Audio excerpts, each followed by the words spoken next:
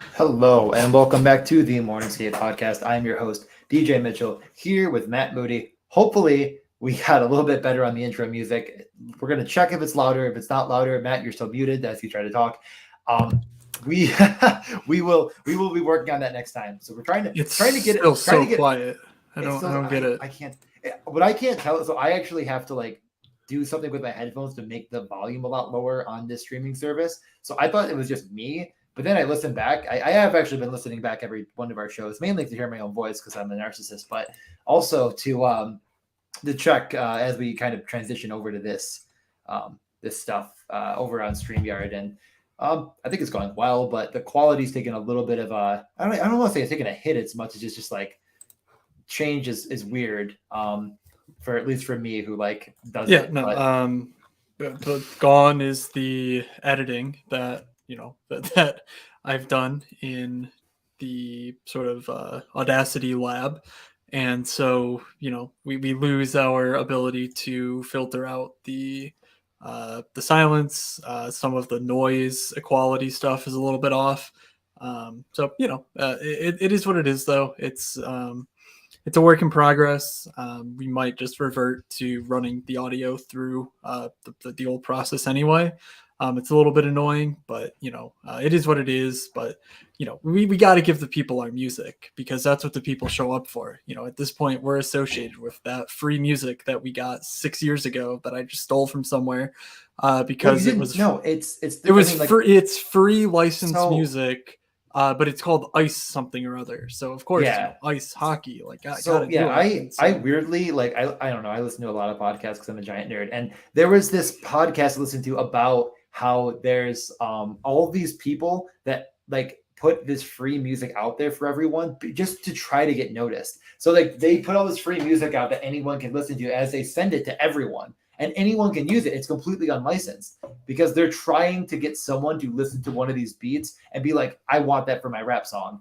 It's like a whole cottage industry. It was really interesting. Like you find, I don't know. I found it interesting. Most people are probably like, that sounds like I'd rather watch or listen to paint dry. But I thought it was actually pretty cool. Just, yeah. So we maybe got hopefully someone noticed. Maybe someone that's listened to our podcast was like, that's a bop. I want that to be.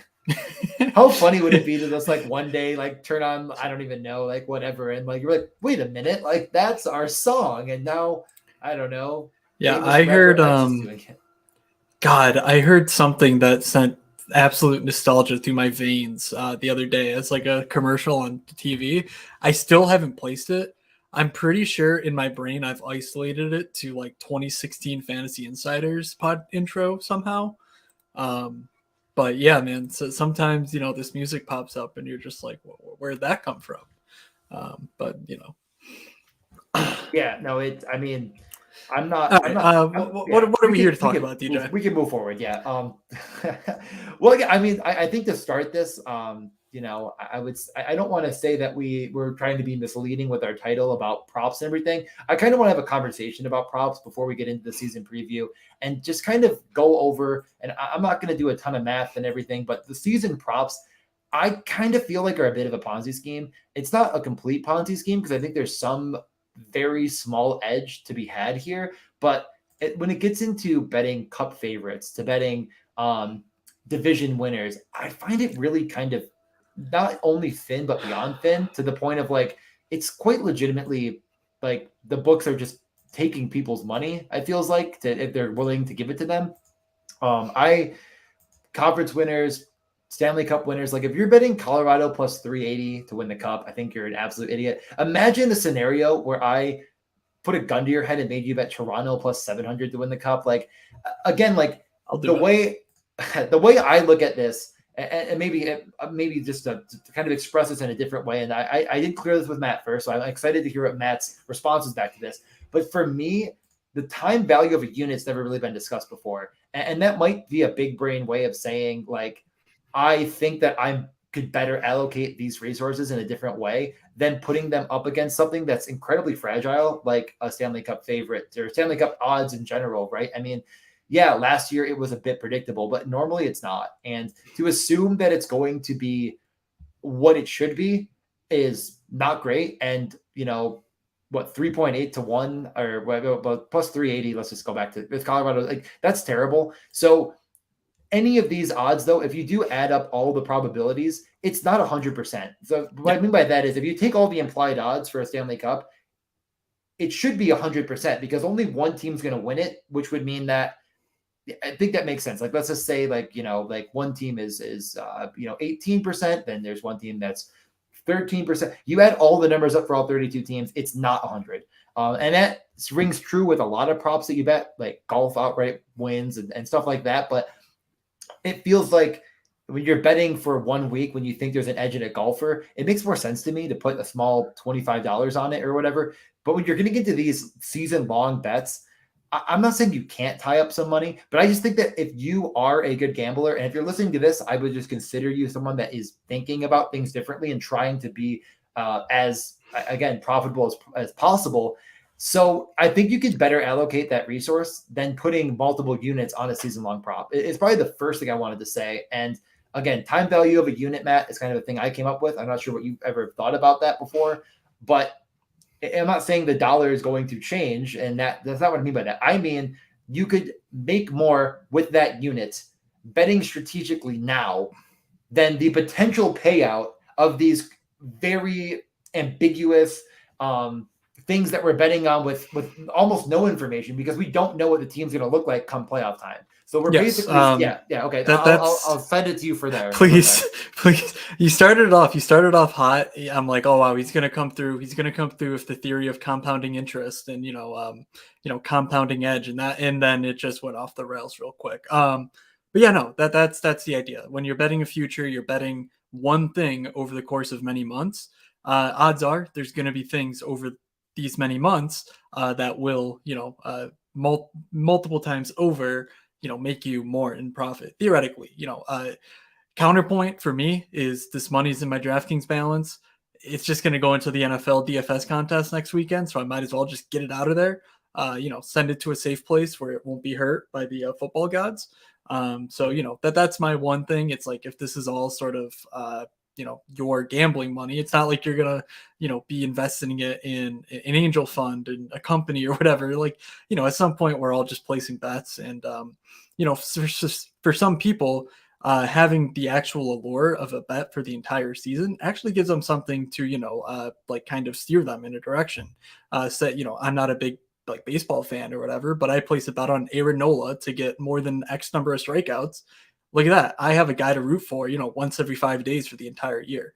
That kind of thing, which I think is a better way to look at these futures bets. Quite frankly, you are going to find many better ways to spend that money. One, don't gamble it. That's usually a pretty good rule of thumb. But secondly, just like you're saying, the daily stuff, if you grind out, of course you can get an edge, that whole thing. But yeah, so, when we're talking about this stuff, know that one, it's what we believe. I have a number of bets here that I have pulled up because, we've done our research all off season. We've been, thinking through the various range of outcomes and, where these things fit in on that scale. But, I think DJ's being doing the illustrious, this is not financial advice warning because, in any case, it all is sort of meant in good fun. And more importantly, because we're not professional, sports bettors specifically, we spend our time on DFS and daily, player props and that sort of thing far more often. So, this is sort of meant to inform that process too, as you go throughout the year. And we're really looking forward to the 22-23 NHL season. Yeah, I think a couple of things that you said that I want to touch on.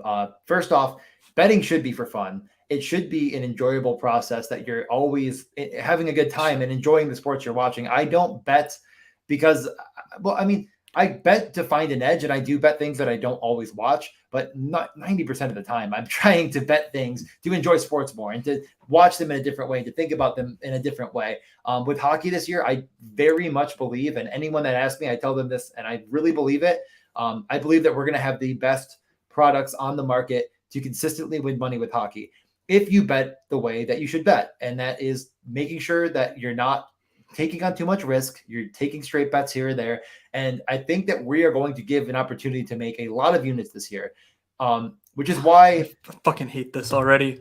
Making what? units this year. We're making money. We're making DK dollars, DJ. All DK right, dollars. goofy goober Enough of dollars. your sports betting takeover. This is Okay, DFS season. Let's go. let's. I'm going to share my screen. We're just going to go with. We're going to have the props up while we do this, just so we have a kind of a reference point, more or less, because I do think that using the odds, anyways, while we have a conversation, is just a better way of doing things. How we think about it. But as I said, I'm not betting all of this. There are some things that I will be betting, and I will pull them up and go over them. I'm not going to be logged in for this. Let's see. Can I make this screen looks a little small? Let me zoom in a little bit more. How will we get? But There we go. The general flow here, if you are trying to figure out what we're doing here, which frankly I'm also sort of wondering the same thing, like always. But we're going to go through each division. We're going to talk about the major news that's fantasy relevant for each team. We're assuming that not everyone is sicko best ball degenerates like we were for the last month and a half or so. So if you're just stepping back into the fray, this is a good place to sort of get a one-stop shop catch up as far as everything that went on, be it like players or goalies or injuries, that type of thing. You should get it here, and of course, if we miss something, we'll be yelled at in the Morning Skate Podcast Discord. So make sure you get in there for in case there's anything that we missed, and to catch these news items as they come out. We're getting rookies making their teams rosters like literally today, tomorrow. So things like that will be relevant and worth thinking about, particularly when it comes to things like these Calder futures and whatever else we tend to look at here. So like I said, we'll try and go division by division, then we'll talk about some like things along the way as far as things we're looking for and various changes and everything else. So let's see. You have up the Metro. Yeah, let's just go right in order here. The Metro. I mean, again, this we're not going to go in team by team and take multiple minutes. I think let's start from the bottom, work our way up, and give a little feeling on what we think. The Flyers being dead last makes quite a bit of sense here. I mean, I don't think it's going to come as a surprise. They are bad.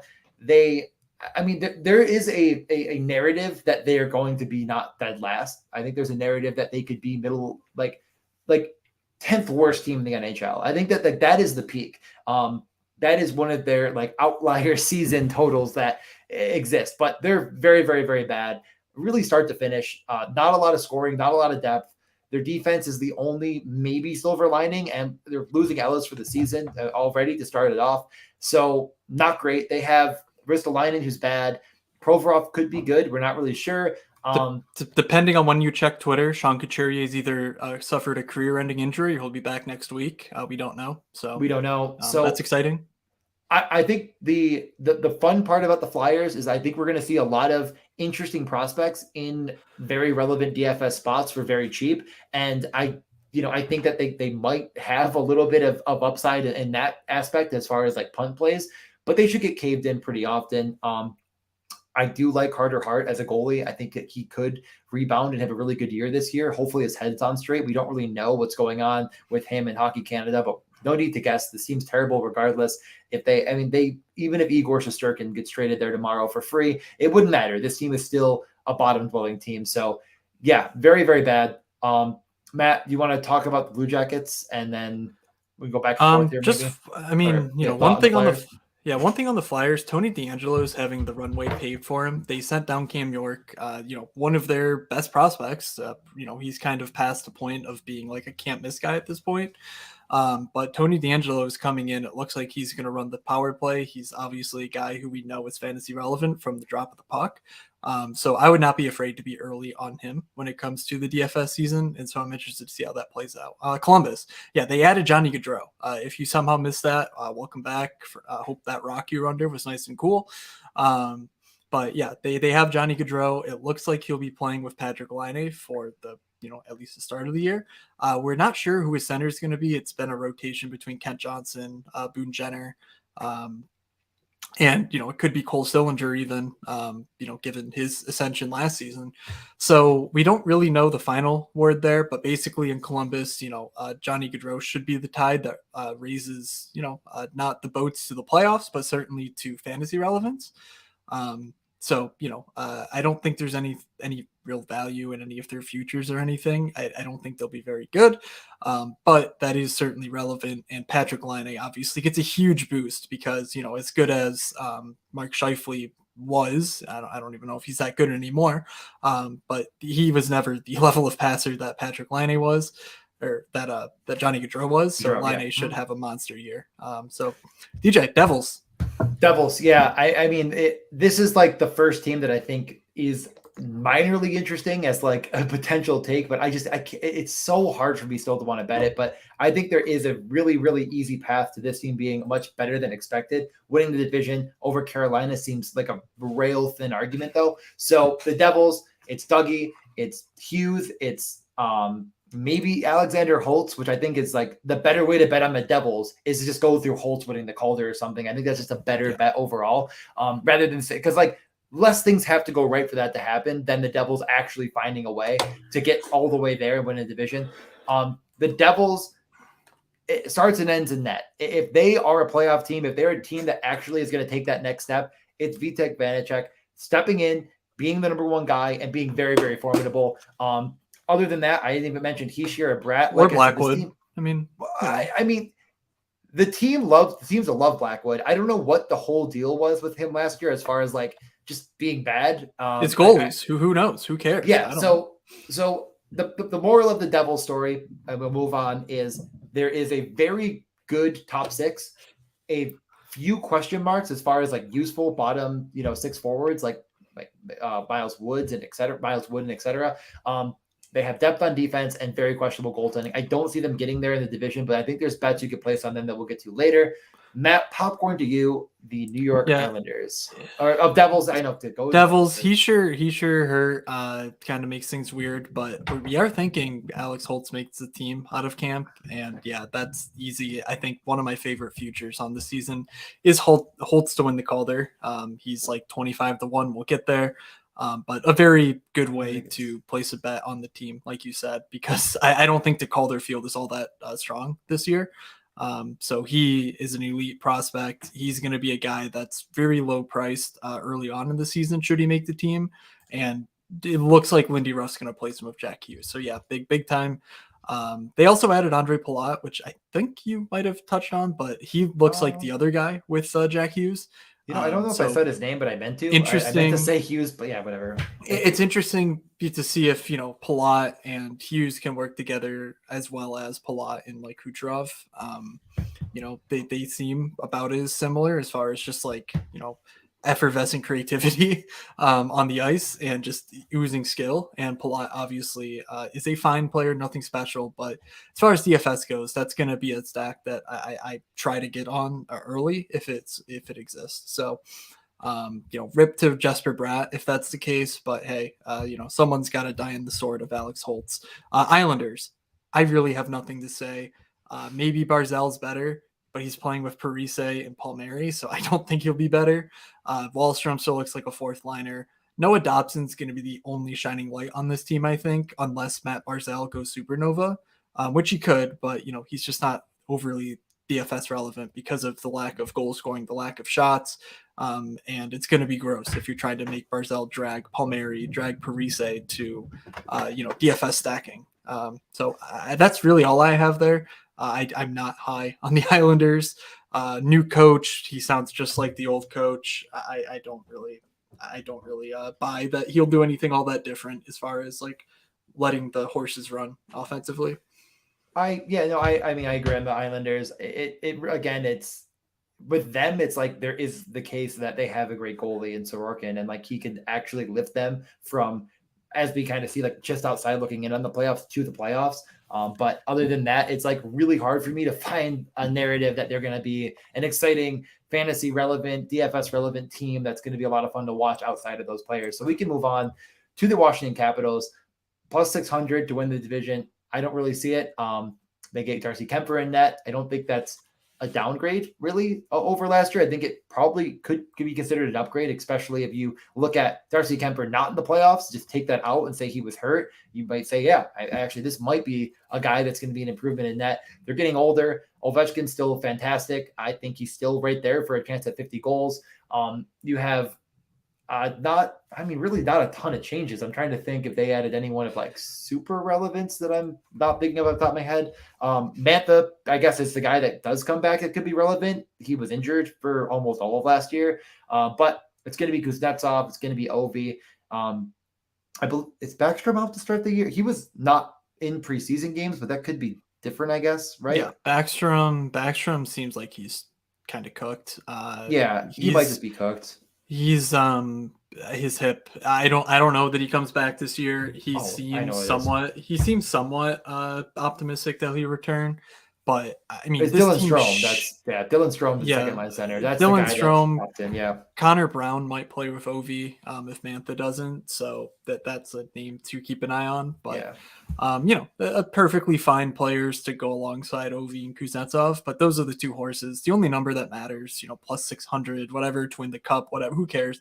The only number that matters in Washington is 780. That is Ovi's career goal total. He is, I think, he's 114 back of Wayne Gretzky for the all-time record. So that is the Capitals' reason for existence. And frankly, I think playing into that for DFS purposes is not a bad thing at all. He's going to be out there for every empty net situation. Obviously, the power play runs through him. Like, this guy is built to score goals. That is extremely fantasy relevant, and never let that leave your mind on any matchup, any slate. That's it's just a rule. Like, Ovi can score against everyone. He's done it for years. Frankly, it doesn't matter. So Rangers, Penguins, Carolina, they'll all be good. DJ, anything that we should note from those teams? Rangers, Trocheck in for Ryan Strome, that is. Yep. I think that's at least interesting and fantasy relevant, just because it's going to be with Panarin, and if Trocheck can get back to shooting form, we saw a great rate shooter go to Carolina and just not really get used in that way. Maybe the Rangers see something that I also see in him and think him with Panarin and maybe Lafreniere, maybe Kravtsov, could be very useful. So I think he's a guy to keep an eye on early in the season when he's cheap, maybe on that opening DFS slate. Who knows? Other than that, the Rangers are just really good.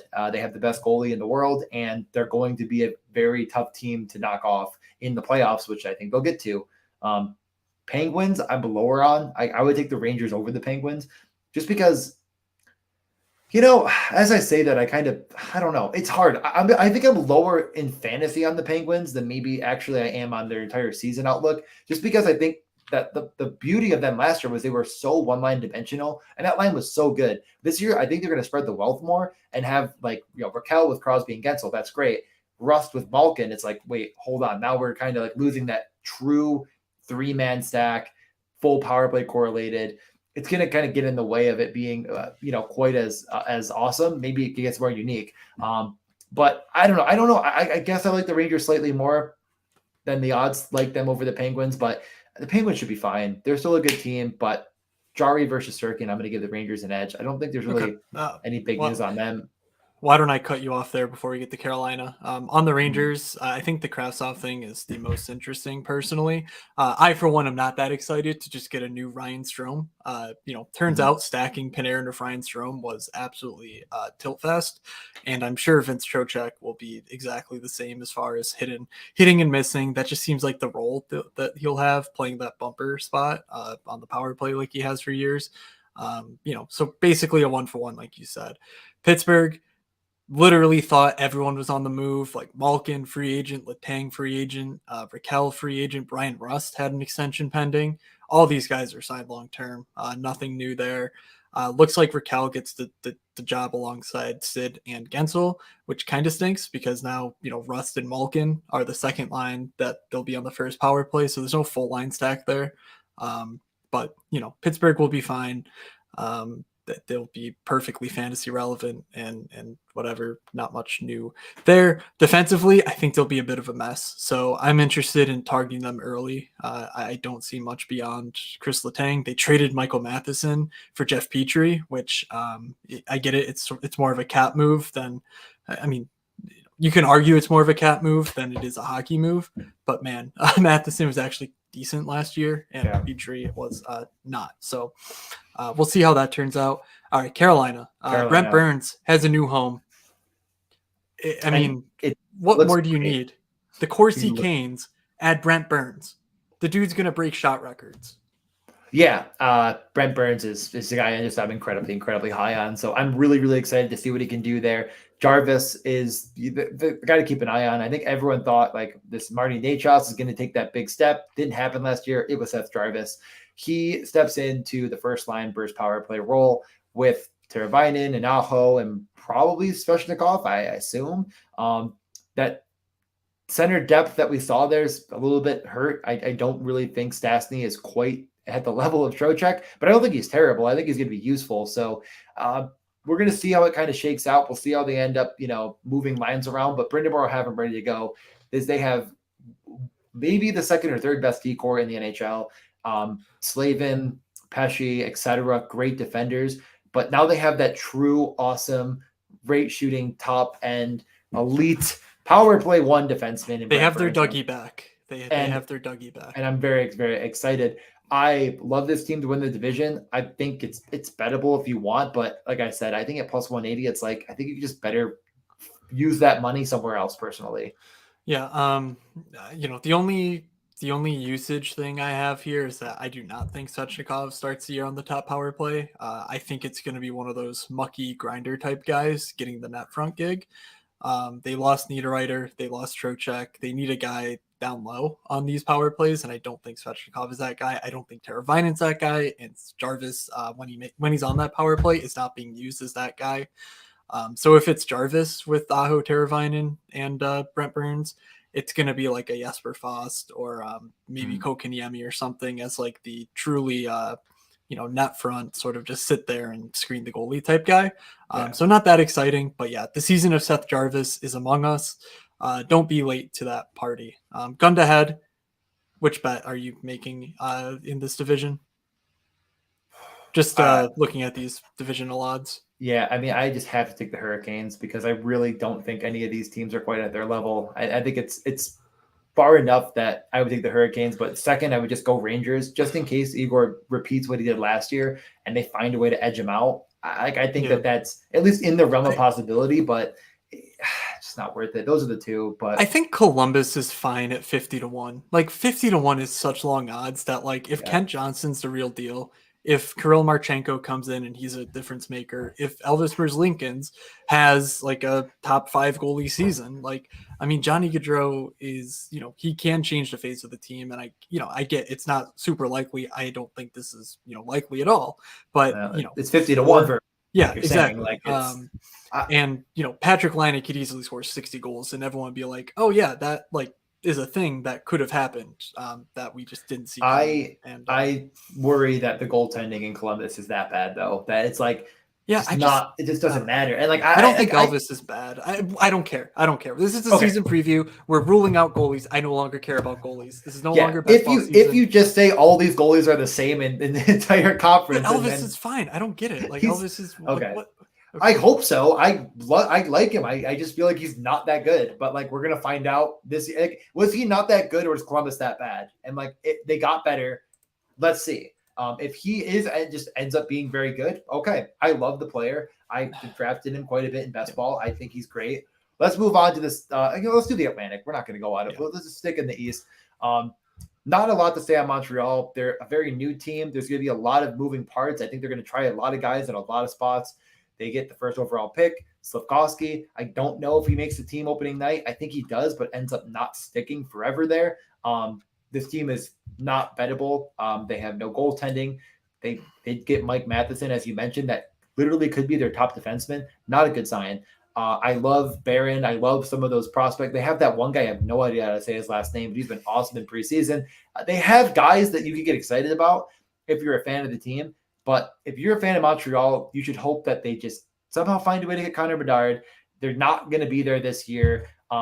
There's limited to no depth, and really the only top end scorer is Cole Caulfield, which it doesn't feel terrible, but like to expect him to even have 30 this year is probably a bit bold. So they're a basement dweller. The division overall is quite a bit improved. I can't imagine they escape the bottom of the basement here. Anything you want to add? No. Suzuki's hurt to start the year as well. I guess we should mention, but I think he could end up being okay to go. I don't really know what's up with him. New stuff. He is day to day. But yeah, that Arbor Jacki guy, read his name backwards and it makes much more sense. Someone said that in Discord on the. That's really funny. I think it was Rotor Rinker. He said basically he heard it on the like Sports Talk or something that like if you read his name backwards, it makes more sense than it does forward. He legitimately looks good. I mean, I watched the game against Ottawa pretty closely, and every time I was like, well, who? Oh, that guy again. Like he just looks great. So I think they have some hidden guys there that like we're gonna find out. Like if that guy gets a chance in the power play 1 to start the year or something, let's go. I mean, they get it'll be Chris Weidman until we all die. Last note, Kirby Dach on the team. Like Kirby Dach is exciting. They have a lot. There's just a lot of guys here that like just keep an eye on for DFS purposes. I'm not sure if Doc's one of them, but like Rem Pitlick is always a guy that finds goals. Like if one of these guys ends up coming up with Suzuki and Caulfield or something, power play 1, etc. Let's move on before I. Yeah, it's weird that next up. It's weird that we've already, second team, we've already made it to the divisional favorites, but the Buffalo Sabres. Buffalo really didn't do much of interest this season, or this off season. Like nothing. Literally the most interesting things coming in. But before you go on though, like, are you happy they did nothing as a fan? Oh yeah. Okay. Same. Okay. Perfect. Okay. People know that we are. Oh, probably the happiest. I was in the Discord saying if they, because everyone latched on to the report that the Sabres are talking about Robertson. I'm in the Discord going like, if they trade for Robertson, this is like, this is all for naught. Like all this patience, whatever, because you're trying. We're going to talk about these 4 teams, but like the top 4 in the Atlantic is nearly impossible to get into, and moving your chips up to this point in time is just ridiculous. I think so. Yeah, I'm perfectly happy with fan side, but I. I'm gonna say setting that aside. No, let me say one thing on it before we set it aside. Okay. Robertson is a different case, though. Like, he's not going to push the needle, like you're saying, to get them even close to the playoffs yet, but that's fine. Like, adding that core piece moving forward to next year with a team that is really starting to on the rise, I think you do that when you can, and you don't get a chance often. So it's not going to happen. I'd say it's like very, very, very unlikely. But the point is, I do agree with most people that if they did this, it's okay. You get that cornerstone wing piece, that 40 goal scorer that you maybe have in Tage and maybe you don't have in Tage, and you actually get this team ready for the next year. He's not 30 years old. He's not David Perron, who we're about to get to with the next team. Like, this is like, what, 22, 23, 24-year-old? He's a guy making market value on a team where you're going to need to re-sign a bunch of studs, hopefully, when they're good, and you're not going to be able to do it. So it's like, whatever. I'm fine with your argument. I don't quite agree with it fully. Anyways, Buffalo Sabres, give me your thoughts on this team, your real thoughts. What are we thinking? Owen Power's not going to be fantasy relevant. People are going to try to make that happen, but frankly, it's just not there until we are definitely proven otherwise. Dahlin is, I think, the number 1. He's going to be the power play number 1 for sure, which is also what we care about. But Power doesn't profile as like a high rates guy either. So it's going to be really difficult to, see him get like fantasy relevance. More fantasy relevant might be Jack Quinn. We'll see if he makes the team. Yep. It's looking like he will. Doesn't look like he'd be on the top power play though. So I'm not entirely bullish on Quinn, like his season long outlook, just for that reason. I think Tage Thompson is the guy who loses if Jack Quinn sort of gets on the top power play because they play the same role. And I think the Sabres are, they're not going to move Tage in that front. They could, and I think maybe they should, but it's just not happening. So Jack Quinn, keep an eye on him, especially in terms of injuries, but otherwise, not a whole lot new here to talk about. Skinner, Tage, Tuck, um, they're going to be popular like they were last year in good matchups. Yeah, no, I totally agree. This is another team that has guys to keep an eye on where they end up getting roles. It does seem like they actually want Jack Quinn to be involved in the power play as much as possible. He has a lethal shot, and it seems like he might actually have a few more skills in his arsenal that we maybe didn't profile him to have. So he's a guy to keep an eye on. This team, you just like good. you gotta take your fandom out of it when you're in betting. I all of you, fan. MSPers, take your Sabres. You take your Sabres fan out of no, put that Sabres fandom back. No, I'm just saying this team is not a playoff team. Please, DJ, spend another minute talking about your Sabres fandom. I'm trying to finish my thought on the Sabres as a You didn't need to start the thought. The thought that needs to be finished should not have been started. That is what I'm saying. Move on. Detroit, the Sabres aren't making the playoffs. Oh, to the Detroit Red Wings. Another team that is not making the playoffs. Holy crap. I cannot believe the chatter this team is getting. Oh, they added David Perron. Whatever. God. Yeah, what are we doing here? The best case scenario for them is that they just missed the playoffs, and the worst case is that they're still just not good at all. This is a team that was abysmal defensively when Mo Seider wasn't on the ice. I don't really think it's all that much improved defensively. I think that this is a team that's going to give up goals in bunches, and when they play good teams, they're going to get exposed. None of the forwards they added probably add a ton defensively anyways. But I do think they'll score, and I think they'll score quite a few goals. So I think there's a lot of fantasy relevance here. Raymond could be world beating. I mean, it's the guy that I was praying that to be a part of my team one day and didn't quite get there. They have some prospects that haven't quite gotten there, like what's his name, Zadina, Kubalik they add that could be a goal scorer, Vrana, etc. Like there are guys to get excited about, but the team as a whole isn't very good. You look at this defense core, it's bad, and they have Ben Sherrod to make it worse. So they're going to give up a lot of goals.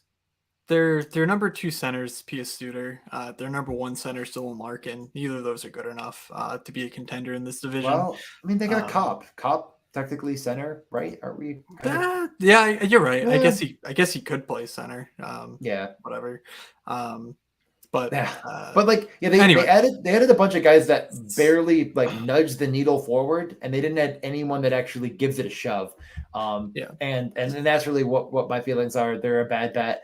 I think that them and the Sabres are kind of competing for that second to last spot together. Yeah, just Tyler Bertuzzi. Note that he was the guy that the Canadian border was really relevant for last season. That no longer applies. So Tyler Bertuzzi won't be just sitting out random nights because of his vaccination status. So that's a small thing, but certainly worthwhile because he should be glued to Dylan Larkin, and then it's just a matter of whether it's Perron or Raymond. Or someone else who works their way into the fold. A guy I'm keeping an eye on, Simon Edvinsson, defenseman. He looks really good, like profile wise. It's just a matter of Mo Seider's there. He probably doesn't take over power play or anything from him, but he could. I'm not totally sold that Mo Seider's like this Cale Makar-esque in waiting. So we'll see. Detroit has a lot of potential, but I don't think this year's the year. Ottawa, I just prefer them, in the conversation. Yep. I still don't think Ottawa's all that good either, but also hurts. They don't have a goalie anymore. No. They got rid of Murray. Talbot's out for a month. So now they're really hurting in net. But they added Claude Giroux. They traded for Alex DeBrincat. They now have a top 6 that's reasonable. There's a good chance, though, that the top line remains Norris, Batherson, and Brady Tkachuk, and that, to me, is where most of my interest lives. So really not much new there because that's where my interest was last year as well. But this year, they're going to be the pretty girl everyone wants to bring to the dance. Norris got up to like 7,000 on DraftKings by the end of last season. I think he got up to 6,800 last day of the year. We talked about this recently in Discord.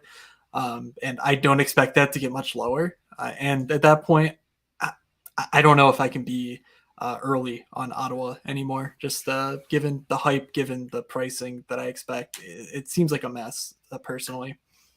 Yeah, I agree. what I'd say on this team as a general principle is that, like, if anyone was going to knock Boston off, I'd give it to them. But they're going to need the Talbot Forsberg combination to be very good because their defense, I think, is improved. The more I kind of have, like I said, I've tried to watch some Ottawa mainly because they've been putting a lot of their studs. And I would say Brandstrom looked pretty good. It's preseason, so, it's take it with a grain of salt, but they need the guys other than Shabbat, who's going to see a ton of ice time, to be a lot better. Sanderson's the sexy new rookie, the new toy that we can see if maybe, he can be very, very useful. I think he could be. So, but it's like a lot of question marks. When your other 5 defensemen are all question marks to we kind of know are bad, it's not a good sign when your goaltending is also kind of we know you're not that good. So I think this is going to be a lot of 6.5 over-unders, a lot of 7s, a lot of DraftKings relevance on the forwards who will be hopefully in opportunities to see a lot of shot volume and a lot of time on ice in the top 6. I think that we also might see some stolen goals from Matthew Joseph, Pinto, and Formenton. So you might tilt a little bit when those guys light it up for 2 or 3 of the 5 Ottawa goals and you don't have all the right pieces. But we can move on. I'm just sad that Matthew Joseph isn't playing with Norris and Kachuk again because that was a lot of fun when that happened because he's genuinely a good player, but he's just not fantasy relevant. So watching Twitter meltdown over Giroux, DeBrincat, Batherson just sitting around while Joseph is playing with those guys. Anyway, Boston, if you can think of a good Bruin, they're hurt except somehow Bergeron, who is old. Krejci's back. He just kind of showed up and said, "Hey, I'm ready to go." I think they're one more D injury away from Zdeno Chara saying, "Hey, I actually don't want to quit hockey anymore." Boston, Marchand out for the first month plus of the year. Taylor Hall looks like he'll be out for the first few weeks of the year. Top line should be Bergeron, Zacha, DeBrusk, and then next line being Krejci, Pasta, and I don't know who, Jack Studnicka. I don't know, but we'll see. We don't know how the post Taylor Hall lines look in Boston. He skated today, and they played today. But Bergeron didn't play. No, so I don't think Taylor Hall actually I don't think he'll be back to start the year, but I think he'll be back sooner than we expect.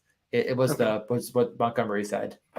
He's closer to being ready than so I think I don't think he'll be out long. I think that the top 6, let's just go forward with after a couple of weeks. Yeah. It'll probably be Krejci, Pasta, Hall. Hall could be on the top line. Zacha, Hall switched in this scenario, but Krejci, Pasta, Zacha, we'll say DeBrusk, Bergeron, Hall. We'll say, and then anyway you want to change that I think they want Zacha to be Marchand until Marchand comes back, and then because I think they want to try and get Krejci, Pasta, and Hall that Eric Howla with those 2 guys, but on steroids. If Krejci is still the player that he was when he left, so in any case, if you kind of tune out on Boston and come back in 2 months, you'll probably be better off. There's going to be a lot of defenseman roulette that we play. There's going to be winger roulette. And I'm just not sure that this team warrants it. They still do profile as they're a defense first team through and through. I don't know if that changes. Montgomery could be more offensively, inclined, but I don't believe he is. So I think they're going to do what they do best and sort of just get by. So I don't have that much interest in them as a fantasy team or whatever. No. So let's just move over to Tampa. Not a lot to cover with Tampa. They're about the same team. Not a lot to cover with Tampa. A lot. Definitely not covering him for Tampa. They are still really good. It's Kucherov, it's Stamkos, it's Point, it's Hedman. They're all on a line somehow. I don't know how that's going to work, but hey. Vasilevsky makes up for the fact that bottom 6 isn't very good anymore. We've seen a lot of guys come through the ranks and make their way into relevancy on this team. So maybe they have someone hidden we just don't know about yet. I think this is just a really good team, but not a great team. They are going to be, a top 3 team in this division. And there's really not that much more to say, in my opinion, other than Kucherov's probably being very undervalued in the fantasy community. And I hope he goes under-owned to start the year. Yeah. I mean, that was my lean all preseason anyway. So yeah, I think Kucherov's going to be an absolute monster this year. We haven't seen him healthy in a long time, especially if they're loading up that top line. It's going to be all systems go. He gets to play Ottawa, Detroit, Buffalo, Montreal several times. or Toronto, Florida as well. You know, the good teams. It's like, dude, come on, like this is amazing. So yeah, Even the the good season of teams, Kucherov is upon us. as we're about to get to, let's Yeah. just actually ready to move over. It's like the only thing you could say about Florida that's a negative is that their defense is definitely not going to be improved. It's going to be a little bit worse. Their goaltending has always been a bit of a question mark every night, although good on the season. They're great with their forwards, but they're going to give up goals. Florida picks up Matt Tkachuk, going to be a big help in the scoring goals department, hopefully on the power play as well, which killed them in the playoffs. It looks like to start the year, they have a Verhage, Barkov, Reinhardt. I think is going to be the plan with Bennett and Tkachuk, but that could change very quickly. We don't really have the strongest indication. They've messed around with it a lot. Healthy Ekblad back. Him and Montour actually manned the power play together in some preseason action. Matt, what are your thoughts on Florida as a whole, though? Yeah, I'm scared of Paul Maurice. They let Brunette go for God knows what reason. They brought in Paul Maurice. Um, that power play, while it makes me want to run around for Brandon Montour, like do whatever I can to like roster him at DFS or whatever. I feel like that's going to be a fluid situation. I feel like we're all just going to hate Paul Maurice like we did in Winnipeg. So yeah, I don't feel great about Florida personally. The individual pieces over the season, I think we'll get there, but like as far as like DFS stuff where they're going to be $1 billion in price, yeah, I worry about that. I just think Paul Maurice sucks. He's going to be very much like trying, 3-2 type team, and just like what they had last year obviously worked. Tampa is Tampa, and that's what Florida ran into in the playoffs. But it's all we can do. And for me, it's sort of tepid pessimism on the Florida side this year relative to Toronto. I just like John Tavares will miss a bit of the start to the season.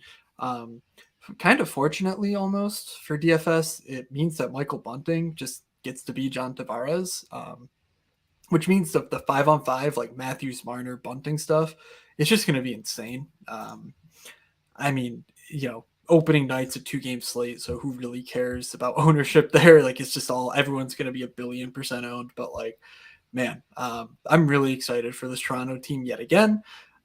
They just seem like they are rock solid from head to toe. I get it. Matt Murray has not been good in a while, but again, I don't care about goalies here. So, yeah, I think Toronto's the best team in this division.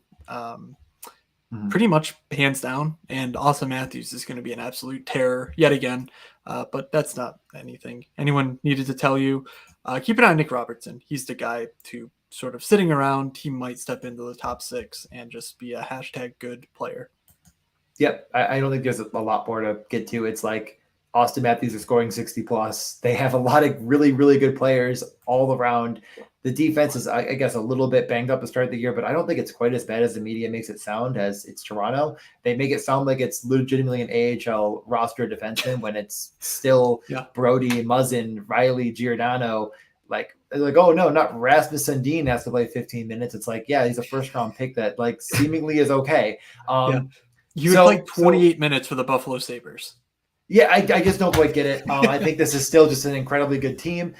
As far as if I was going to have to gun to head bet any of these, I wouldn't. But if I had to, I just would take Toronto because I do think they are the best team here. I could talk myself into just jamming Tampa because they're Tampa, but I don't know. It just doesn't make me feel good. So I would just take the favorite again, very sadly. I think the order this is in is more or less correct. So I'm just going to stick with it. I don't think the books are off here. Okay. Yeah, I guess Tampa would be my team, but I think Toronto as well. I'm not dumpster diving in the bottom 4 in this division. I just don't see a path to those teams, ascending the way I can see other divisions falling apart. So let's try to move a little quicker in the West. The bottom 2 teams in the Central are the Blackhawks and the Coyotes. It's abysmal. I think you're going to get real low ownership on guys like Patrick Kane and Seth Jones. You're going to get real low ownership on guys that won slates before, Clayton Keller and Nick Schmaltz. Arizona, it sounds like Chychrun wants his way out. It sounds like he's not going to start the year. hurts a team that's already the worst in the league. So not a lot to get excited about, not a lot to bet on. Probably the two worst teams in the NHL by a small margin, but a margin nonetheless. Anything you want to get to either of the bottom dwellers? Arizona seems like they might have Arizona might have Dylan Gunther. I don't think they've sent him back yet. No. Been trying to find that. Beat writers are really hard to find. If Gunther makes the team, he could play with Keller, and obviously Nick Schmaltz too.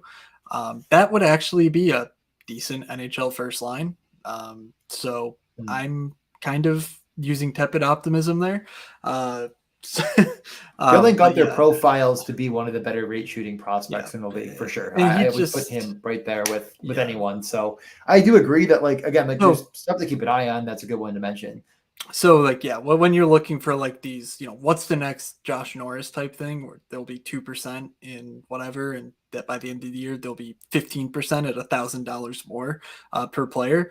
That to me seems like a spot that honestly could be the case where the team's not going to be relevant, but those players certainly could be. And we'll see what happens. So Chicago's just going to be a dumpster fire. Play Patrick Kane if you want and move on. I think Chicago has more of a chance to be like Buffalo Sabres tank era bad compared to Arizona. And I think Arizona, I know we're going to find out. They have a lot of guys that, tougher guys. I think they're going to fight a lot. They have some guys that are really, and you watch, I watched some preseason Arizona because I'm a legitimate sociopath. And they want to fight everyone. I don't know if you've watched them. Janik. Well, they tried to kill Trevor Zegras. Yeah. But they have some guys. I'm telling you, dude. I think Arizona is just going to be a freaking fun watch this year. They're going to have some cool jerseys, and they're just going to light people up. They got some. Oh, and they're going to be playing in a college rink.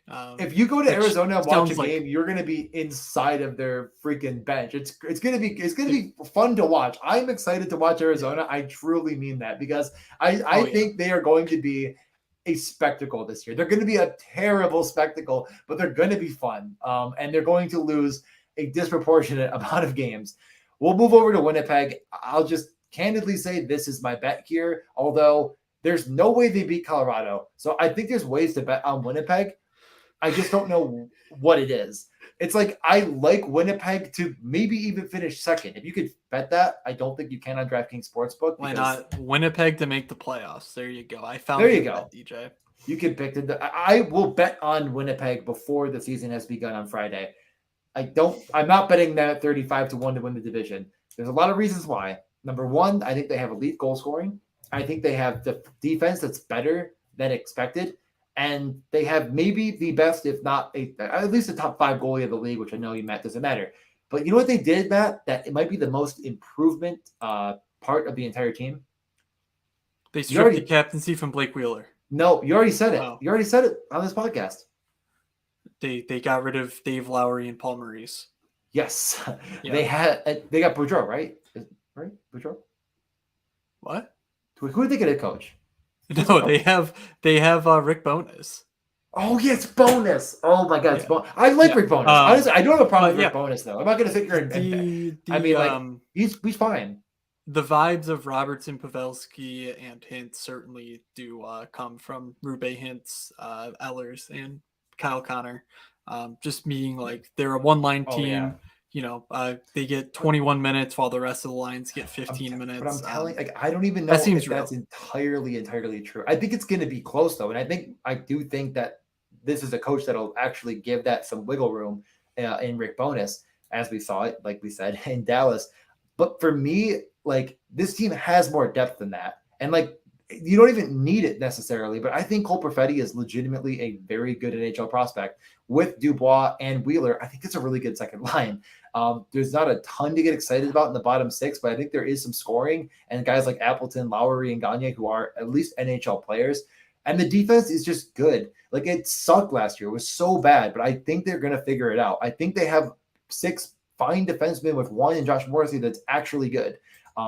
So I'm excited for this team. I think that they're a team that I was always high on last year because it just seemed like it was going to get right, and it never did. And I think anyone that bet on them like I did, they were the team that crushed me last year. I don't care. I'm going back.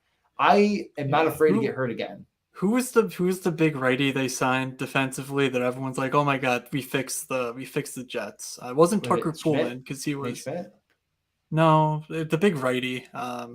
Okay, they have Brandon Dillon, they have Dylan DeMello, they have Morrissey, Schmidt, Stanley, Pionk.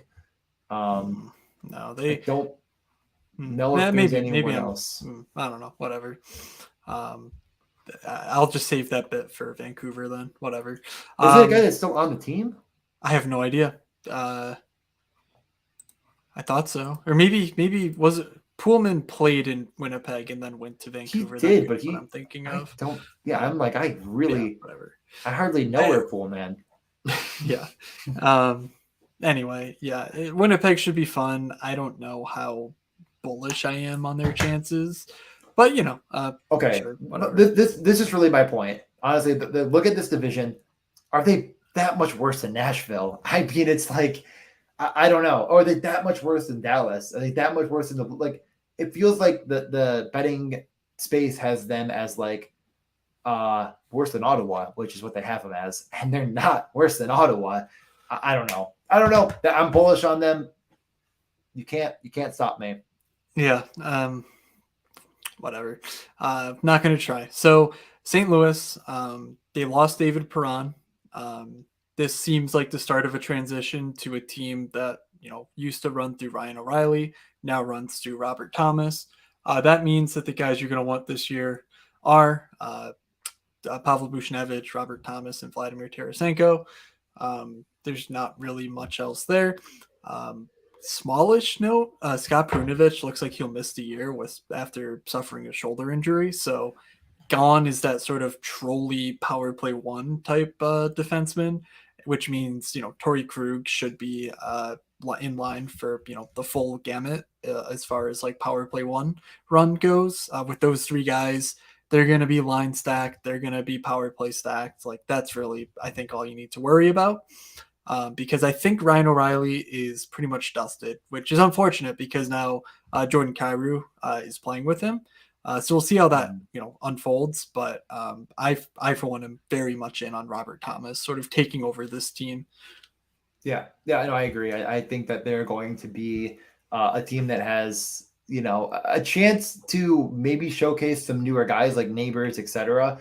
I don't think Ryan Riley is dusted as far as being a useful NHL player, but fantasy relevance is probably completely beyond him at this point. So, they have a good defense. They have, I'd say, marginally good goaltending. It's above replacement level at the very least with Binnington. So, yeah, they're fine. I don't think there's a lot to get too excited about, but that top line should actually be very fantasy relevant in DFS spaces where people, I think, good talked into sexier plays than the right plays as far as St. Louis is concerned. Both defensemen, as far as Falk and Krug are concerned, both see power play role. So kind of keep an eye on which one's with who.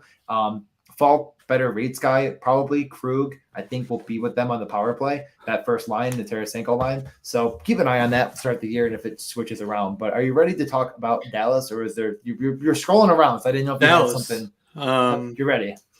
No, Dallas without Jason Robertson, just run far away. Yeah, it's a mess. It doesn't sound like they'll get him on the books by opening day. So they're going to be starting off with Rupe Hintz and Pavelski, and I don't know. It could be a rookie. It could be a Guryanov. It could be a Jamie Benn. I just frankly don't know if it matters that much. I'm not convinced Pavelski can drive a line. I'm not convinced that Rupe Hintz's sort of talent is like what makes a line gel. So I think the Stars are just the ultimate stay away. The one guy who I was excited for, Thomas Harley, comes in and gets just overtaken by Niels Lundqvist as far as like the guy behind Miro Heiskanen is concerned, the guy to replace John Klingberg is concerned. So yeah, I worry about Dallas scoring. I worry about Dallas without Jason Robertson. I worry that they'll be too spread out in the interim. But once Robertson comes back, clearly that top line is special and should stay together as long as Joe Pavelski remains, passable as an NHL talent. So how do you feel about the Stars? The same. I'm pretty Okay, low on them. I cool. think that they could end up being worth a no playoff bet now, and even if Robertson's there, they could miss. Ottinger is, if he's the backbone and he gets them there, he gets them there, and if he isn't the guy, he isn't. I think the playoffs are a little bit misconstrued in the betting community as far as being like incredibly relevant, but he'll see a ton of run because they don't have a backup goalie that's useful. So Never heard of him. Nashville. Um, I think they're honestly very similar to the Stars in many aspects. They have like a star-studded line ish and some pieces that are getting old and are very useful, but that they do have a Roman Yossi. That's something that many teams actually, well, no team technically has Roman Yossi, but very few teams have anyone even quite like Roman Yossi. He's a difference maker. He eats a lot of minutes. Is he the best defensive defenseman in the world? No. They get Brian McDonough. I think that's going to help their decor as far as the, keeping hard shots away from UC Saros, who is a fantastic goaltender in his own right. I think it's a good team. I think it's a team that should find their way into the playoffs again. I don't really see any reason why not. But I also worry that they're one injury away from being an irrelevant team. If Yossi or Forsberg goes down or Saros, I don't know how this team recovers. They pick up Nino Niederreiter. I do think that's interesting. Let's see where he slots in. As of now, we don't know if he's on the top line because they never really ran that in preseason. But if he does get top line, top power play, he's going to be incredibly useful. He is a good rate shooter. He didn't see a ton of run or power play time on Carolina. That could change here. We could finally get Nino in the right spot. And we've loved him for a long time. And it'd be really nice to actually be able to finally collect on Nino Niederreiter, who I know we've been a huge fan of. Yep. Officially on looking out for Nino, but nothing, overly strong. Nino watches like if we had like a thing, it'd be like yellow right now. It'd be like, you know what I mean? And like if it get, oh boy, like we're hoping, but it's not there. Okay. In Minnesota, they had to ship out Kevin Fiala for cap reasons.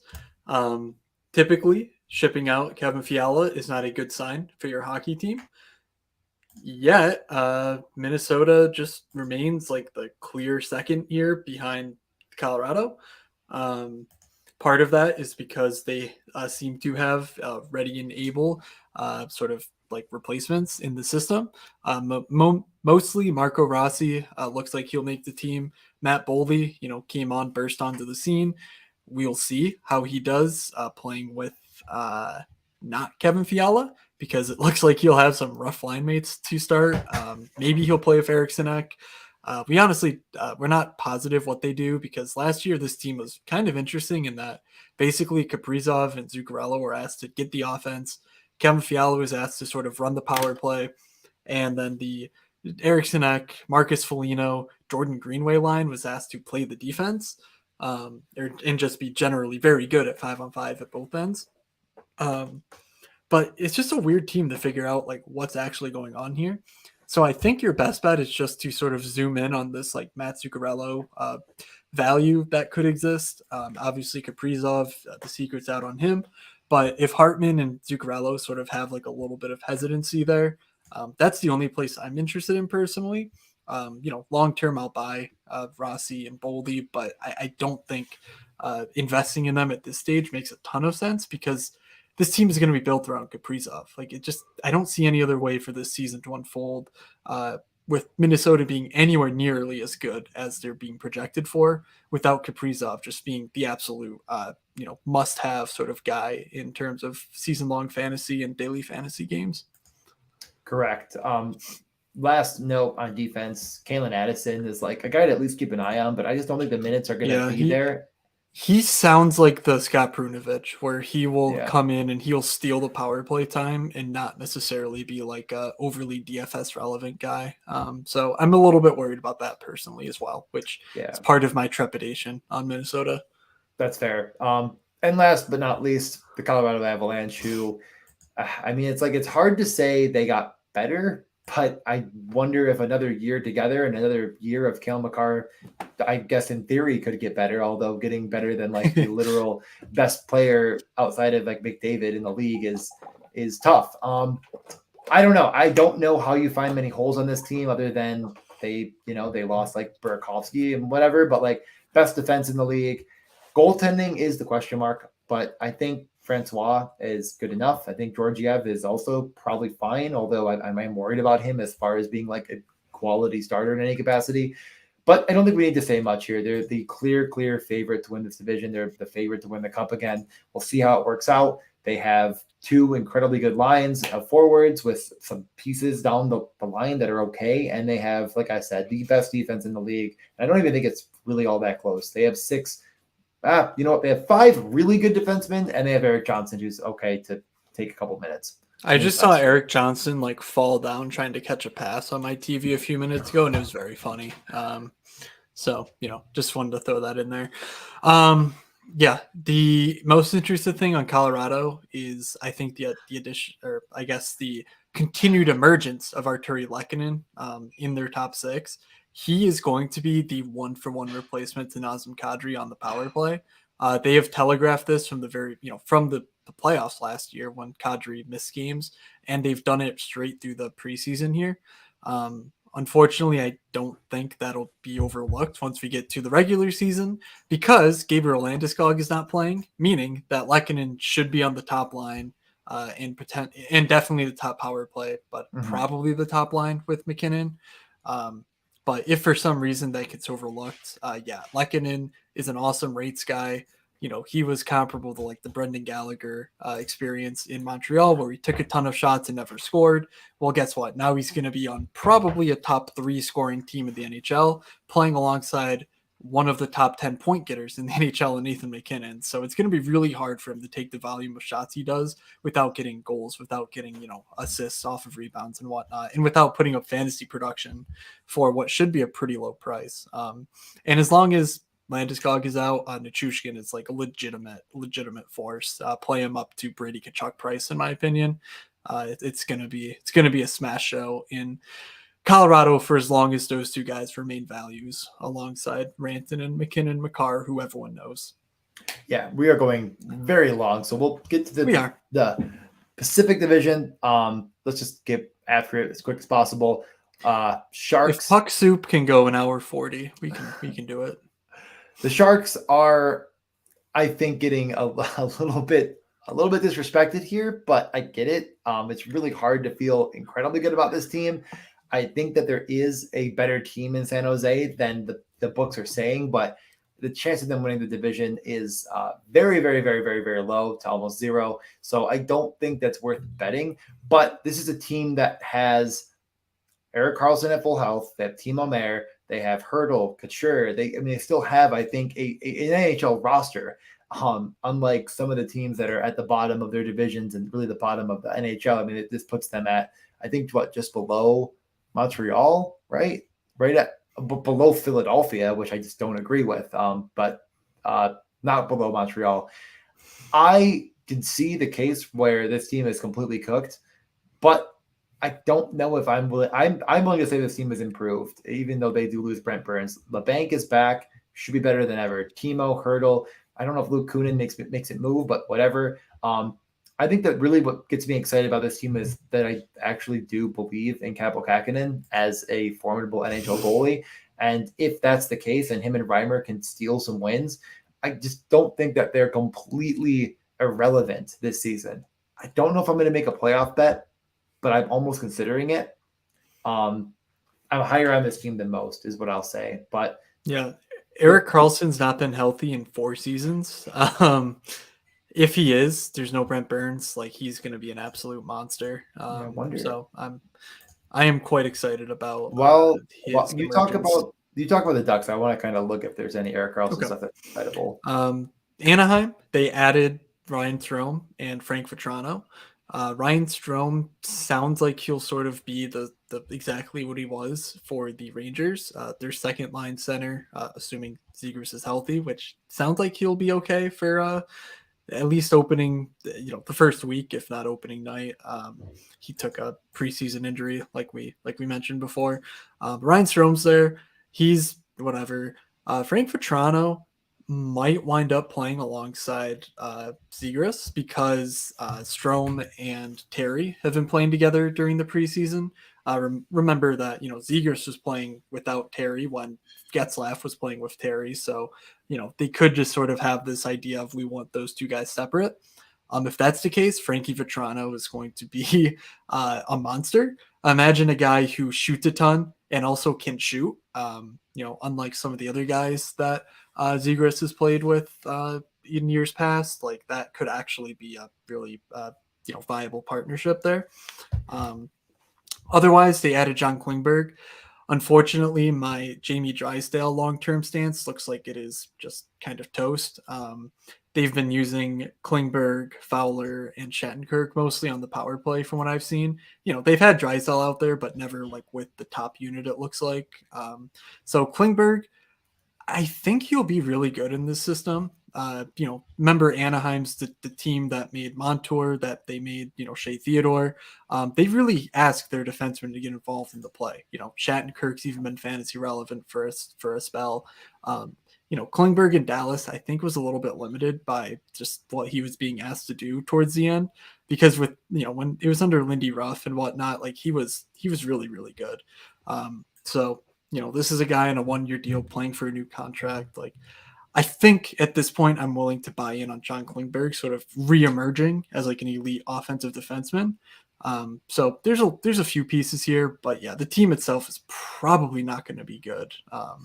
So that, just for fantasy, I'm excited about the various players. So Seattle being higher though, talk to me about Seattle, because I don't see their odds being better to win the division than Anaheim personally. Yeah, I think they're about the same. I feel like there's an easier path to making a case for Seattle being like, I don't know, it's hard. They have a lot of depth. They have so much depth that every preseason game it felt like it was an NHL roster, but they don't have any, Yeah. barring Matt Beniers being an amazing, elite, unbelievable center right away, which I think you could get there, but barring that, they don't have an elite player on this team in any capacity, in any position. So you're really hoping that it's like a ton of guys can get to 25, 30, which I frankly don't believe is going to be the case. It's hard. They pick up a lot of guys that, I think, again, they're improved. They get Burakovsky. They get Justin Schultz, who's on their first power play to start the year. Re-signing Sprong. Like, I think that he is actually useful in a bottom six role as far as a scoring guy that can be a power play shooter for them. Like, I think they are putting pieces together. They need to fire David Haxtell. They need to They need to figure out what the hell happened to Philip Grubauer, who was a good goalie until he got to Seattle. And if somehow that comes true and they find a way to get Grubauer back to, I don't know, useful and above being an AHL replacement level goalie, he was legitimately that bad. This team could have a fighting chance at slipping in a wild card spot. I think that the case of positive regressions there, but I just don't know how you look at this roster and say, like, this team is a playoff team. I can't do it myself. Grubauer, hardly know her. Kinda. Yeah, just that the lines are such a mess at this point. We frankly don't know what's going on. They have 10 dudes for like 6 spots, that all of which make sense. Shane Wright makes the team. He's going to be a guy who I think is going to be more fantasy relevant than Matty Beniers, quite frankly, because I think Wright has the shot volume that Beniers just by nature doesn't.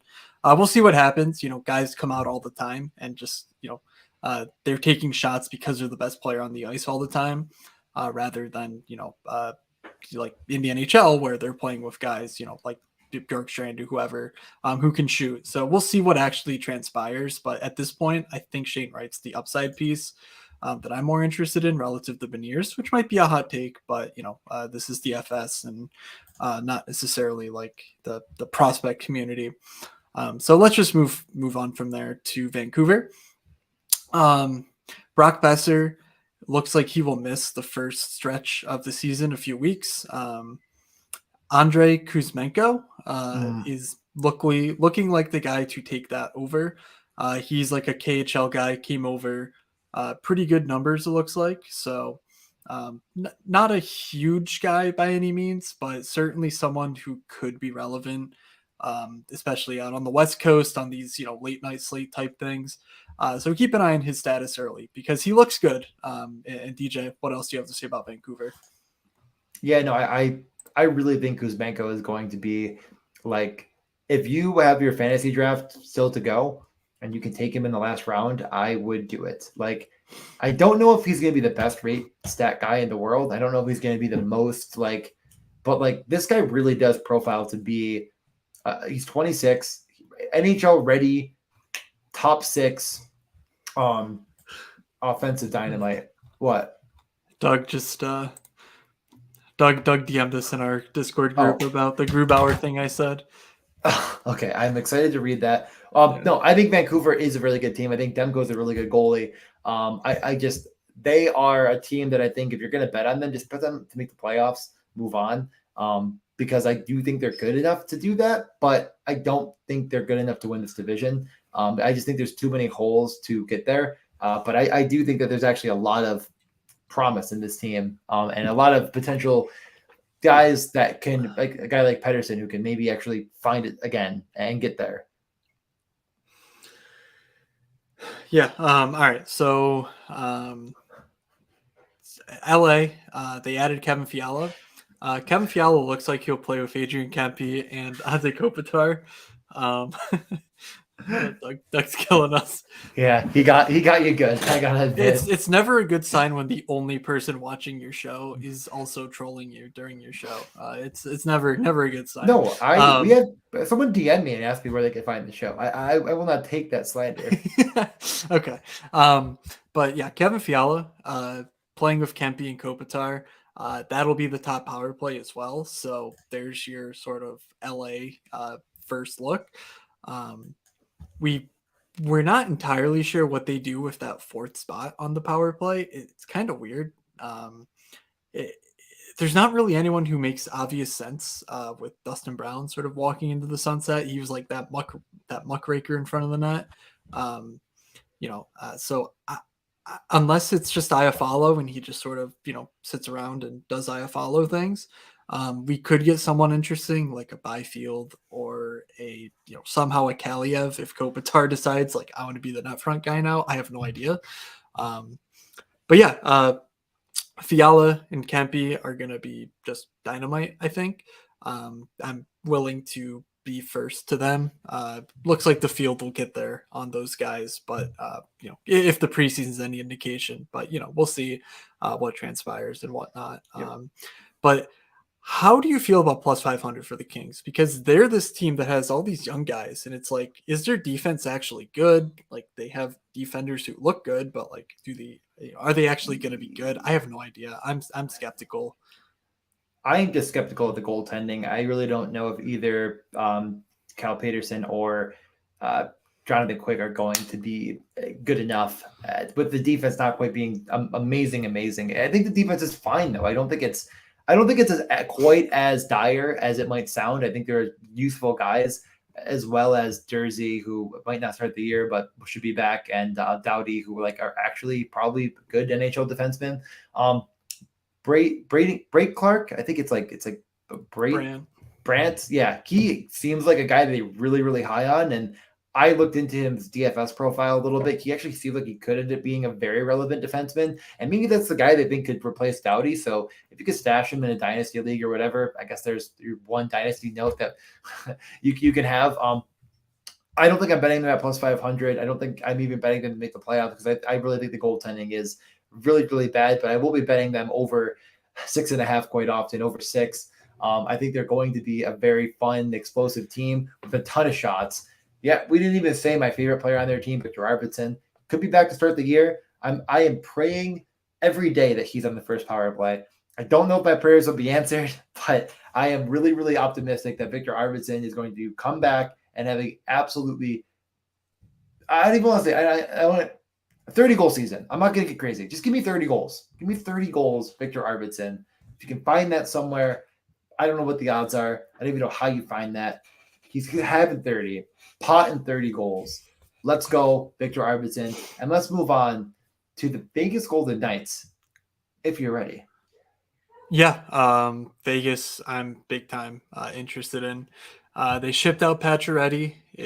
Obviously on the Carolina side, we didn't really talk about him because he's not returning till like early March or February. Mm-hmm. But with that means that Jack Eichel, Mark Stone, they're going to need a new guy to feed pucks to. I think Eichel just does a lot of this himself.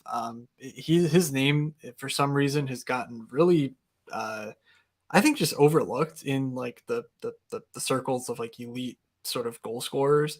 Like he did this in Buffalo, but like Yeah. what the heck? Like, if he's playing with actual NHLers, like, I mean, look out.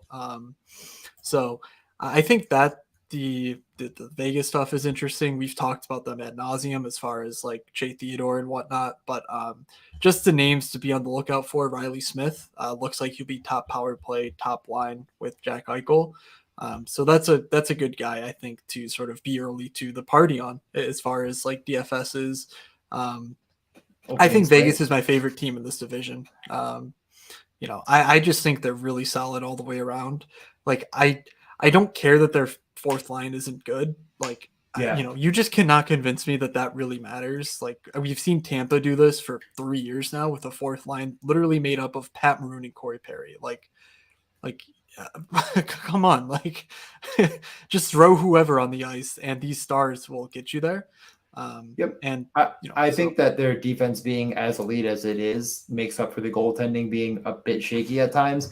And I don't even think it's, I mean, I don't know if Logan Thompson is going to be that guy. I don't know if he's going to make it move the needle as much as they might need it to move to win this division. But I think Kim, Brossoit, they're going to be fine. Like they're not going to be that bad. They're not going to absolutely crater this team's chances as some of the media may make you think when they talk about this team. It's like, yeah, but how are they going to keep pucks out of the net? It's like, I don't know. They have Theodore, Pietrangelo, maybe Nick Hague, who knows, and Martinez. It's like, that might help. And White Cloud's useful. Like, I mean, they really do have a great defensive core. So I'm not that worried about them. But the next team is the team that I'm picking to win the division. and So maybe the biggest addition, Bruce Cassidy. yeah. Oh, I totally Seems agree. like he's I awesome. love Bruce Cat. No, I So we'll see. Boston letting him go. What a bunch of clowns. But the Edmonton Oilers, I am just going to buy. I'm buying it. I think Jack Campbell is a good goalie. I think that that's going to make up a lot of the woes that they have been feeling. I think Evan Bouchard is going to step in and be an elite fantasy and just good defenseman overall. Tyson Berry's dead. He's going to see some offensive minutes, but he's toast. Darnell Nurse is fine, but they need to have him manning the defensive zone as much as possible. I think that you're going to see the two, arguably the two best, I don't know, at least the best player in the world have another historic season, over 100 points. Yeah, no, I too am looking forward to this Evan Bouchard season. Yeah. Yeah, exactly. I guess my thing about the Edmonton Oilers team is it actually feels like there's pieces that are going to find their way in, like Holloway, that I think are actually going to make a big difference. And having guys like Puljujärvi and Yamamoto on your bottom six is probably a good thing to have if you're thinking about players that I do like that are actually going to be useful in lower tier roles. So they have more depth than ever. Their defense is fine. And they have Jack Campbell, who I think is going to eat up a lot of very, very useful starts. And is going to make this team like the team to beat the West. I would almost consider, if anything, taking them as like a conference winner, just because I think that upside is there. That might be the way if you want to get a little bit crazier and take them at plus 600 to win the conference. Might be worth your while. I'm really, really high on this Edmonton Oilers team. The kiss of death, as I say it. Yeah, I think they'll be fine. Evander Kane is super interesting, obviously. Yeah, to say him. Yeah. My biggest, I mean, one of the bigger stances over the past week, as I've been thinking about it, are the paths for Leon Draisaitl to hit his preseason. Like just the fact that he's not going to play with McDavid at 5-on-5 and that he's going to play with Zach Hyman, and doesn't seem like he'll play with RNH even. And it's like, who the hell is feeding him the puck to score 55 goals? Like, is he really going to score 40 power play goals? Like, the answer is no. And it's like, how does he get to 50? I don't know. It's going to be a tough sell. I think Evander Kane, like, he's going to be the guy that, like, because even late in games, like, I don't know. I just don't see how anything but the power play works as far as getting Draisaitl to, like, the line you're about to show, 48.5 goals. Like, how does he score 50 goals this season? I think it's through like literally Evander Kane just not being good or like losing that job and them saying like, hey, we need R&H to be our second line center, which doesn't seem like it bodes well for this team. It's not in their best interest. So yeah, I don't know. Like they're fine. They're going to be good, but I think this season's going to be more about McDavid than it will be about McDavid and Draisaitl, if that makes sense. Yeah, that's fine. And then the final team, the favorite is the Flames. I just think they got worse. I still think they're really, really good. People will argue that they got better somehow, and I Yeah. just don't buy it. I think Huberdeau is good. I think he is going to help, I guess, pass the puck around and whatever. But I'm not buying that this team got a much improved. I think Markstrom's a good goalie, not even a great goalie. Their defense is really sound, and that's going to help make him look better. They got, I don't know. I don't think the bottom six is anything to go crazy about. I just think they're a really good team. They're not plus 190 to win this division team. That might be the best way to put it. Like, I think they're going to make the playoffs. I think they're going to find a way in. And it might sadly be a wild card. I don't know if that's the case. I think their coach is kind of an idiot. Like, I know they get him and it revitalized the team and whatever, but Daryl Sutter is not going to make it last forever. I think that you have a short window of him being useful as a coach before he starts to hurt this team. It might get there this year. So I'm not saying that they're bad. I'm saying that I think that they're the second, the third in this division and not the first. Yeah, And that's why Edmonton is a bet I'm considering. Yeah, I had them at 11-1 last year. Told you guys start of the season to bet it. That obviously went well. I'm gonna just take my money and run. I don't think it's overly likely that they repeat, and so plus 190, it's like yeah, sure, whatever, maybe that's right, but I don't think it's any shorter than that. Like I think the highest expectation I can get them to is about that. So I think there's a lot that can kind of go wrong here. Tyler Toffoli is interesting for DFS. It looks like he's stapled to Huberdeau, so he makes a lot of guys look really good for DFS purposes. So I like Tyler Toffoli a lot, and Elias Lindholm, could keep up his production from last year. But my main breakout guy defensively is Rasmus Anderson. Just looking across the league, a lot of the guys that I thought would pan out, like being on the top power play that I just kind of like haven't really panned out. So that's kind of the last guy, Rasmus Anderson. So I'll try to be in on him too because he should be top power play until he just fails, and I'll ride that ship down to the bottom if I need to. All right.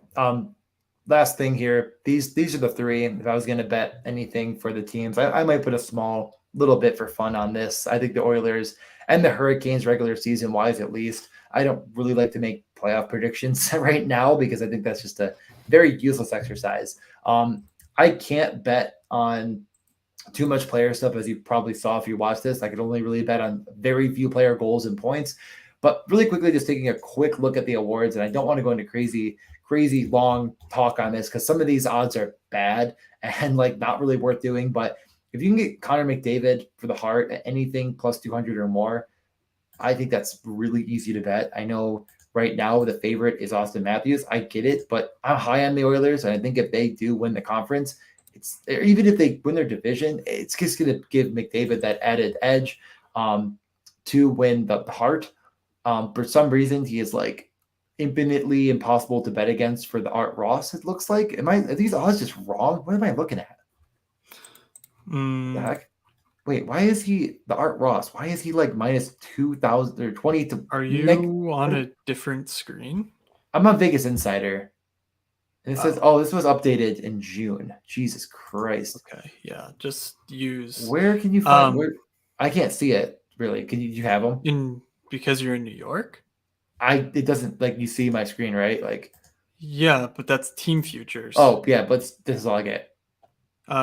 You can't go to get rid of their betting slip there. Well, no, it doesn't. There's nothing to the right of team totals. No. Oh.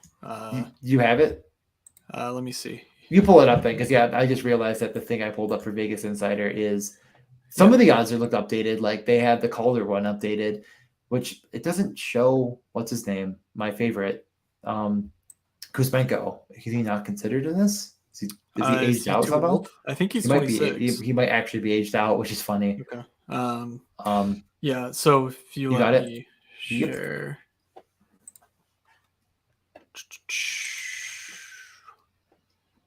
Present. Yep. And then I'll pull it on once you click it. Don't see it. Is this? Oh, there it Is is. that it? Yep. And then just make Yeah. it a little bigger. Let's see. Zoomy boy. Zoom, zoom, zoom. Yep. And now we get to see Award. awards, which I don't have. Yeah, All right, Bob. yeah, I can go through my bets too. I can pull those up after we share this. But here's the board for regular season scorers.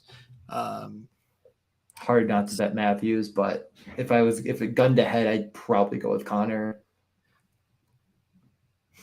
Yeah. I mean, Josh Norris at 75 is somewhat interesting. Timo. Honestly, Timo, like, I mean, I know it's super razor thin with how bad the team is, but like if his shooting percentage just gets on an absolute bender, that's the thing. Yeah. I don't know if I see Timo shooting 18-19%. I could totally see Josh Norris shooting 22% for a full year and being like, yeah, total outlier. Man of little faith. Interesting. Okay, let's move on to the next one. This is we're down to Tyler freaking Sagan to win the. Did I thought I just saw Kuzmenko here. I would die. He's not gonna. I mean, Jesus Christ. He profiles a bit more like a Panarin, but like it's so hard to know because you go to the KHL stats. It's like, is he just not shooting? Some Boone Jenner at 500 to 1 to lead the NHL in goals. Dude, Dino Niederreiter's right there. You're just gonna say, all right. Yeah. Well, the heart. I mean, I would take McDavid and move on, but it's not fun. It's not sexy. No. Yeah. Jack Eichel. Eichel. Yeah. That's easy one. I think probably the one. You could just move on. There's no offense in. This is where I think I don't know what that trophy is. Okay, whatever. You love goalies. I think if you're actually like going to bet on a goalie, where is he? I would say there's two that I think are worth the bet here, and one of them is John Gibson because I genuinely think he has it in him, and if Anaheim makes the playoffs, it's him. I think at 50 to 1, it's not. I'm probably not. I can't do it legally, so what am I? It'd be wrong to say that, but I think as far as the longer odds, he makes the most sense to me because I think he'll get the run, and I think there's enough like young talent on that team to think like maybe that happens. That's probably it. I mean. Yeah, I'm just not going to probably bet anyone else. Fair enough. The Norris we've talked about, Shea Theodore is moderately interesting. Him and Pietrangelo, 35 to 1. But I honestly think Eichel is just a better flat out, encapsulation of this team. Calder. Werenski's exists as a player there, but I mean, I do think I think the Calder has some interest, but it's hard for me not to want to take Beniers, but it's Holtz. Like that's the guy you bet. Yeah, for me, Wright's interesting now that he's officially made the team. Slavkovsky could be as well. I haven't been overly impressed with him in the preseason, but not that really matters if he's playing with Cole Caulfield and Nick Suzuki. He can look pretty good real quick. But Logan Thompson, I actually got him at I think 30 to 1 the other like a week or two ago. So he's risen up pretty. Well, they announced he was starting. Yeah, like officially. Alex Holtz for sure. He's I think my favorite bet of the entire preseason. I don't see much. I just don't think this crop is overly littered with instant impact players. We watched Anaheim without Zegras not put McTavish on either power play unit in preseason. It's just that could be done. Owen Power just isn't going to have the stats, and unless Buffalo makes the playoffs by the 14% implied odds that they have, he is just not going to get there. So yeah, you're really just playing against Beniers, in my opinion, with Holtz and maybe go back to the top, at least at the very, very top. I think you're playing against really Beniers and Rossi and Thompson. And then I just think that Holtz stays with Jack Hughes the whole year somehow, which I think they're going to try it out. He gets 25 goals. That's not absolutely bananas to me. With the way he profiles is a really, really good shooter. Is that all of them? Yeah, that's all the awards they have Let's posted. get the heck out of here then. Yeah, I was just going to let's see. I had the ones pulled up that I made, and I'll just read through those real quick because we're actually just in case anyone's looking to tell us on some stuff. I don't necessarily post on Twitter, and it'll be a little Easter egg in case anyone is in case anyone's listening this late to the pod and thinking, oh wow, these guys make a lot of sense. Let's see what they've put their money on and see if we can find it. Again, these lines might not exist in the current, at current. I have not done the analysis of beating closing line value or not.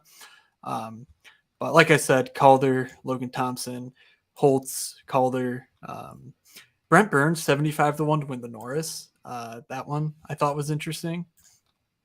Dylan Gunther as well, if he makes the team, 75-1. I put a bet in on Lucas Reichel right when the markets opened. Doesn't look like he'll make the team, so unfortunate, but whatever. And that's it as far as the awards are concerned. As far as player props, under Jonathan Huberdeau goals, that seems pretty easy. 28.5 was what I got him at, minus 115. Over on Mitch Marner goals, 29.5. Over Timo Meier, 32.5. Yes, you heard that right. Timo and Mitch Marner, Jonathan Huberdeau separated by 4 goals. Sure. Patrick Kane, 25.5 goals. I think the over there makes a ton of sense because who else is scoring if not him? Under on Draisaitl points and goals, 108 for points. We saw 49 for the goals. Under on Barkov, 38.5 goals. Over on Patrick Kane points, point a game player basically. Under on Sebastian Aho, 36.5. Over Josh Norris, 33.5. Over Nikita Kucherov, 35.5. Under Sidney Crosby points, 85.5. That's more of a health thing than anything else. Under Mika Zibanejad, 79 points. Under Zach Hyman, 29 goals. And that's all of under on Gabe Landeskog. I got that right when the injury news came out. His over under is 33.5 goals. So Wow. I cannot wait to lose that bet somehow. So let's only be right. Yeah, that's probably the only time I'll go through my betting card. So, hopefully you guys. Congratulations to us for getting on minute 97, the Con McDavid minute of this wonderful episode. So, definitely. Yeah. So remember to do all the things. We're starting a new year. We appreciate if you review or whatever on the podcast. You do it if you want. It's up to you. We don't need to beg. That's not what we do here. So if you want to give us a rating, review, do it. If not, okay, we're still going to do the podcast anyways. Anything else you want to? Oh, you know what? Last note. Underdog Fantasy promo code MSP, $100 match deposit. They're going to be doing a lot of stuff for us. Is the poll still open? Yes, there is a poll in the announcements tab in the channel of the Moonscape Pod Discord. We would appreciate if you guys check that out and responded to it. Basically, the idea being we want to help Underdog help us make the NHL lobby an interesting one, an enticing one for people like us to go play. Underdog has been aware, they've been made aware of like the insane interaction that like the best puck tournament's gotten. And that's in no small part thanks to you guys. We covered this yesterday, but everyone who invested their time and money in it. So we've been asked to sort of like, hey, what do these people want next? And so we're just giving ideas, that type of thing, trying to find something that works for us, works for you guys, and works for them over at Underdog. So that's in the announcements channel, and feel free to answer that if you. I will be definitely max entering the opening slate as far as the showdown for Friday at 2 p.m. Seems real soft. The fourth player going is Timo Meier. So boy, am I going to have some Timo Meier action. I got the Timo, Carlson, Hurdle stack. So I already feel like I'm miles ahead of everyone else. Yeah, it's real soft. I'm Silly. trying to maybe Yeah. set up something with the Badge Bros. Kind of ask them a little bit about, and they said they were going to try it out. So might reach out to them tomorrow. So keep an eye out on my feed. Maybe I'll have something for you. But it is a 3-man draft, 4 players. You have to take at least 1 player from each team. But people don't know the lines, so you do. Hopefully, Forsberg, Duchesne with Kunin is probably going to be the first line, but you could even throw it in with Nino or get weird. Just I guess the point I'm making is people are just totally guessing and just randomly picking things and not putting things together with any sort of correlation. So you can just get ahead of the curve, and the grand prize is $700 on a $5 entry. Isn't Cunnin on the Sharks? Oh, yeah, Cunning's with Hurdle and oh my god, I meant I was like, wait, revenge what? narrative. No, you're right. He's with Okay. I'm ready to turn that. No, Cunning is with I Hurdle literally and had to Google Mayer. it because you said it so confidently. I'm like, hold on a second. It's freaking oh my god, who's the guy that was with Forsberg and Granlund, right? Granlund? Yes, it's Yeah. Granlund. And then yes, oh my god. I meant to say Granlund for the other one. I was talking about like the San Jose stack, and then I was like, on the other side, and I just literally said it completely wrong. Wow, my brain is mush. Okay. Longest podcast of the year award goes to us. Matt, anything else before we close and we mute our mics and play the music and it hopefully works really well? You guys have 5 days to listen to this before official opening night, so you'll be fine. Don't complain about it. It's only an hour 40. It's actually not even that bad. Yeah, 1.5 speed. Love it. So Matt, mute your mic. From Matt, from Doug, and from myself, have a good start to the season, everyone. And we will talk to you in like a day.